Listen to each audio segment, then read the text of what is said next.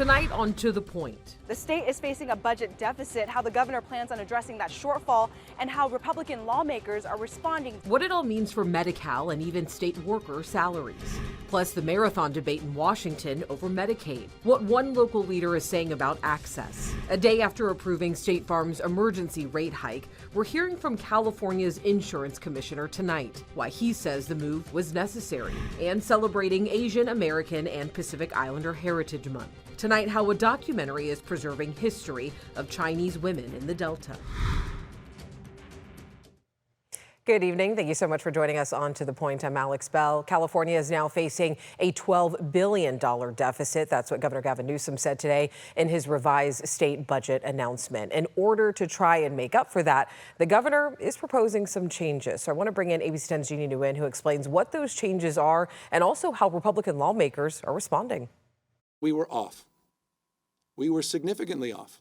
On Wednesday, Governor Gavin Newsom admitted the state was wrong when he initially predicted back in January the state would have a $363 million surplus in the state budget.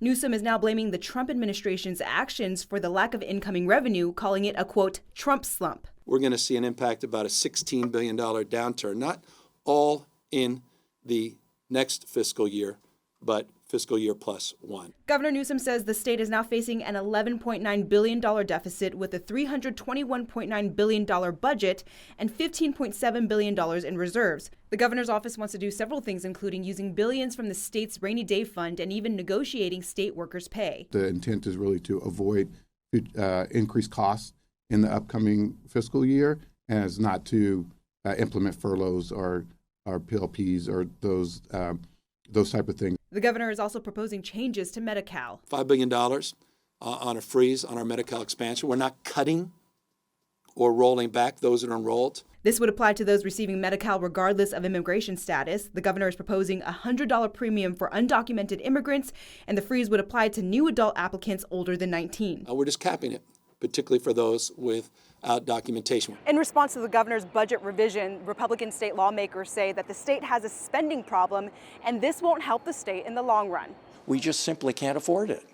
And he's acknowledging that by this budget's adjustment. And in future budgets, I think we're going to see more. ABC 10 asked if there is room in the budget to provide resources to the voter-approved Prop 36. Governor Newsom says those funds will come from Prop 47 funding, adding the impacts of Prop 36, which he has been an open critic, will have a trickle-down effect with the California Department of Corrections and Rehabilitation. That will be borne in CDCR's budget, so we are funding that. Probation is feeling the stress. Judicial Council are feeling a little stress.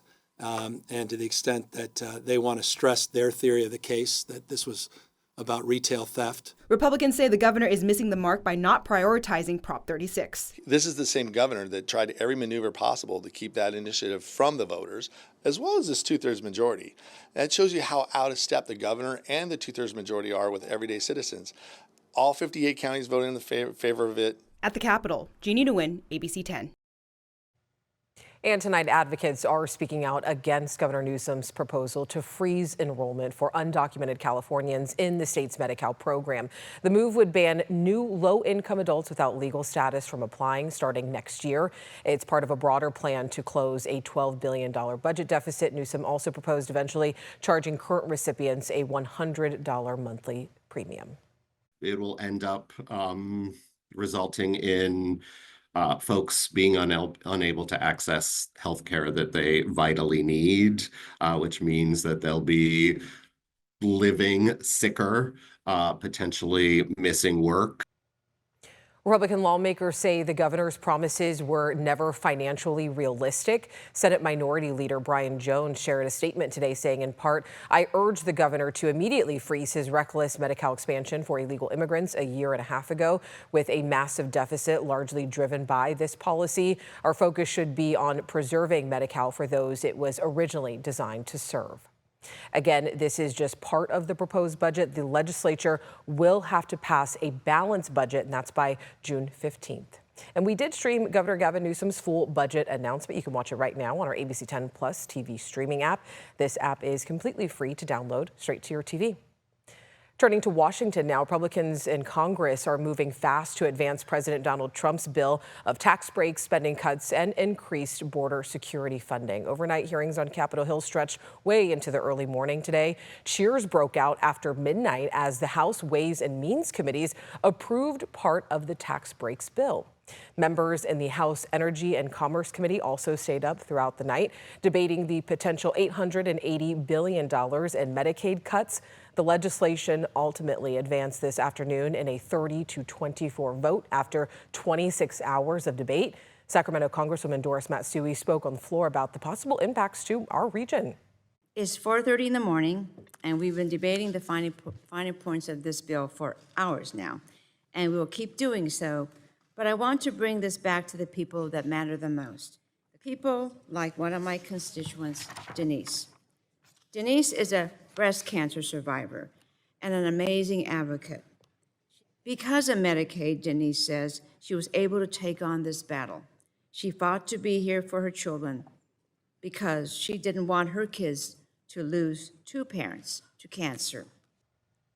More hearings are expected before an end of the week floor session. House Speaker Mike Johnson says that he hopes to approve the bill and send it to the Senate by Memorial Day. We are hearing directly from California's insurance commissioner the day after he approved State Farm's emergency rate request for homeowners insurance. He spoke today at the California Insurance Crisis Conference, where panelists discussed availability and affordability. In the wake of the LA wildfires earlier this year, State Farm, which is California's largest home insurer, asked for approval of an emergency rate increase. After months of back and forth, the commissioner granted the request just yesterday, an average of about 17%. We asked him about that decision today. The decision was a tough one.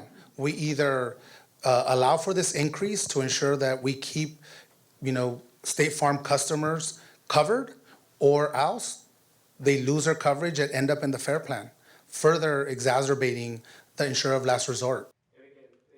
Laura also announced the creation of a statewide task force focused on smoke claims damage. He says the state currently lacks consistent standards for covering that hazard. A new affordable housing development is coming to Sacramento's R Street corridor. Crews broke ground on the Monarch Tuesday. The 241-unit project is part of Governor Gavin Newsom's plan to turn surplus state-owned land into housing. The $122 million project is being built on what used to be a state storage site and is expected to be completed by spring of 2027. Well, starting this summer, parking in Sacramento will cost you a little bit more. City Council has approved raising meter rates to $3 per hour, the second hike in just 2 years. City leaders say it's needed to help close a $44 million budget deficit and cover growing repair and maintenance costs. The increase starting July 1st affects meters in downtown, midtown, Old Sacramento, and the rail yards, and also the River District. This is around the same time that state workers will be back in the office. Still ahead on To the Point, preserving history. A new documentary captures the powerful voices of Chinese American women raised in the Sacramento Delta, why their message is resonating today. And temperatures increasing through the rest of this week, but I'm also keeping an eye on this weekend as an incoming system will bring some showers to the Sierra and gusty north winds to the valley. Details after the break.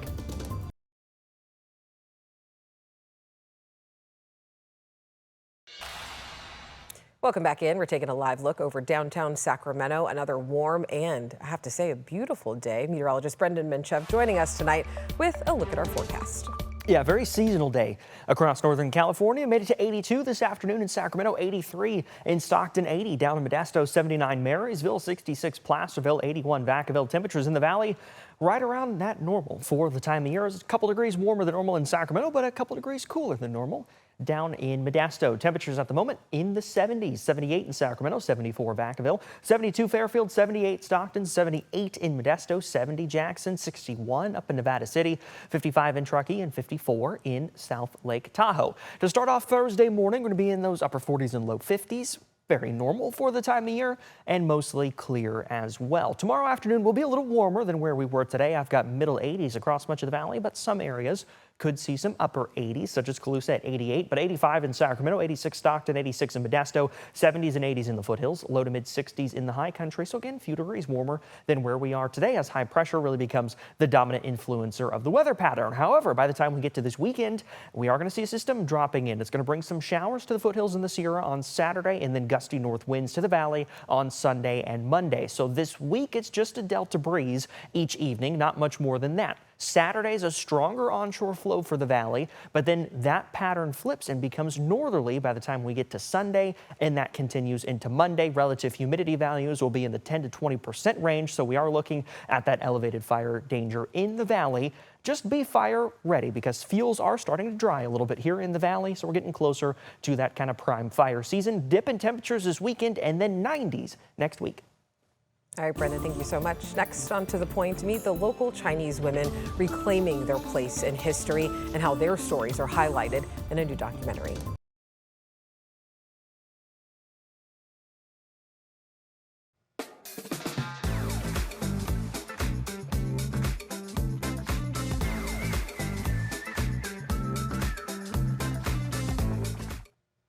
ABC 10 is celebrating Asian American, Native Hawaiian, and Pacific Islander Heritage Month, and a new documentary is shining a light on the untold stories of Chinese women who grew up in California's Delta region, specifically in the historic Chinese community of Locke and nearby Walnut Grove. ABC 10's Becca Habegger spoke with the filmmakers behind the documentary to learn why preserving these powerful stories matters now more than ever. And a note to our viewers, this story includes an anti-Japanese slur used in a historical and educational context. About 30 miles south of Sacramento, tucked into the Delta, sits the historic town of Locke. Built in 1915, Locke is the last remaining rural Chinatown in America, according to the Locke Foundation, a nonprofit dedicated to preserving the town's legacy. My mother was born here, and this is Grandma's building. The bedroom used to be right here. Corliss Lee grew up in Locke and nearby Walnut Grove, just a mile away. Here I used to come and play after school. Today, she's co-producer of a new documentary, Voices, Chinese Women of the Delta. My mother came as a paper daughter. The film grew out of an oral history project launched by the Locke Foundation, a mission to preserve the memories of those raised in the area. Most of the time we had men's voices, and I thought, wait a minute, you know, something's really missing. And I thought about my own family, which really gave me the impetus of interviewing the women. Bay Area filmmaker Min Zhao came on board, and the project became a documentary. Carol Lee, who also grew up in the Delta, was a major part of the project as well. It was not a Chinese woman's world. It is a male-dominated culture, and so because of that, the Chinese women are marginalized. They aren't used to speaking out in public. Producers interviewed nearly a dozen women who grew up here in Locke and in surrounding communities about their and their families' early memories of the Delta. My mother was very, very special. I wouldn't call her a gentlewoman because she was powerful and empowered. She, during the war, was not Rosie the Riveter. She was a welder. She, not knowing any English, worked at the Mare Island shipyard. Carol Lee's family later opened a grocery store in Walnut Grove, giving back to neighbors while working long hours. That spirit of anything is possible, I never even realized it until I got older and went through life myself, what that all meant. Everybody thinks that we're meek and mild, and I wanted to tell the truth about what they did. For example, my grandmother raised her daughters to be very independent. My mother, her father arranged a marriage for her. She told him, if you like him so much, you marry him. And I thought, that's not meek and mild. You know, she stood up for herself. And then my mother became very successful businesswoman. Lee's mother ran the family department store in Locke and then Walnut Grove. This is the building, Lim Key's department store. Lee says she felt empowered growing up in the Delta, which carried her through her adult life. I became a home builder and developer in the Bay Area. Growing up here we learned that there were no limitations. Many of the women in the film followed similar paths, growing up in the Delta, going off to college and careers, and returning later in life, often to care for aging parents. It's really important to water right now. We met Daisy Ma as she volunteered at the WPA Rock Garden in Sacramento's Land Park, where she worked before retirement.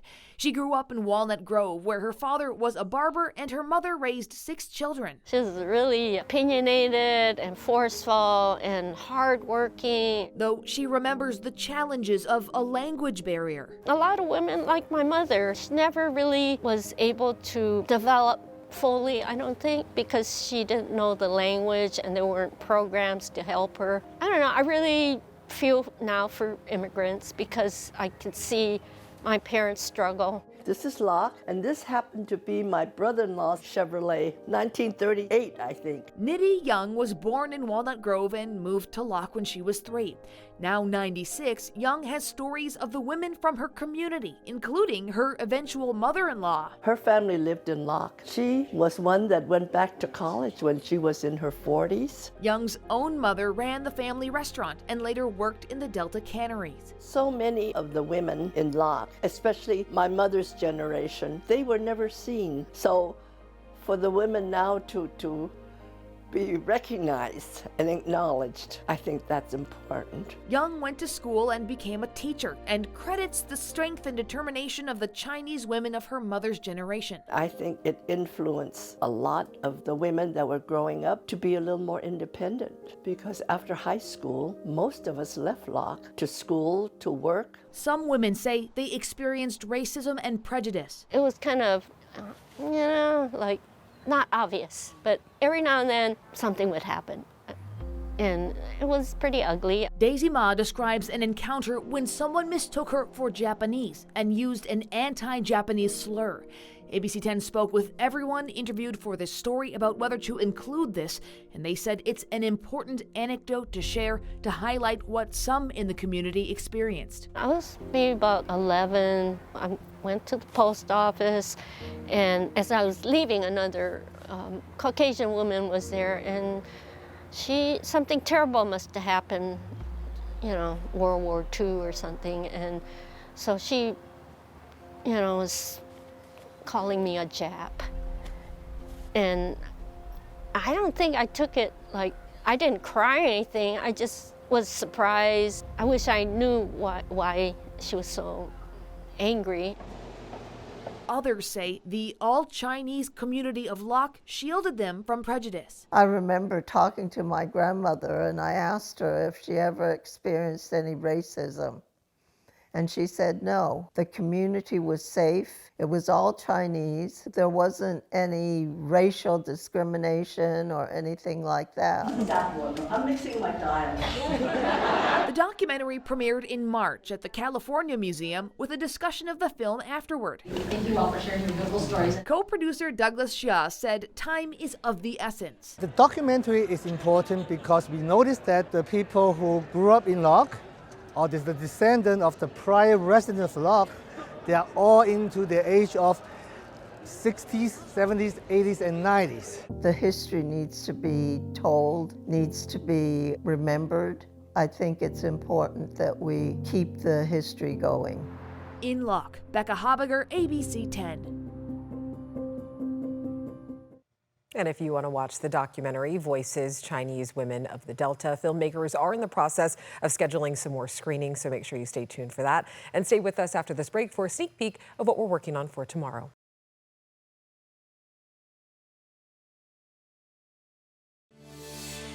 Coming up tomorrow, the To The Point team is going inside one of California's oldest prisons to talk about not punishment, but possibility. We sat down with a rehabilitation program called Men of Character in Folsom Prison that's really helping inmates grow from the inside out. It was founded in 2019, and the program offers classes, mentorship, and community outreach. So tomorrow at 6:30 on To The Point, meet 6 Men of Character members to hear how the program has given them a chance to rewrite their stories. As always, thank you so much for watching and for inviting us into your home. If you have something you think me and the team should be looking into, you always know you can email us at tothepoint@abc10.com. And To The Point does not end here. If you want to watch stories that are featured on our show, you can always download our free ABC 10 Plus TV streaming app straight to your TV.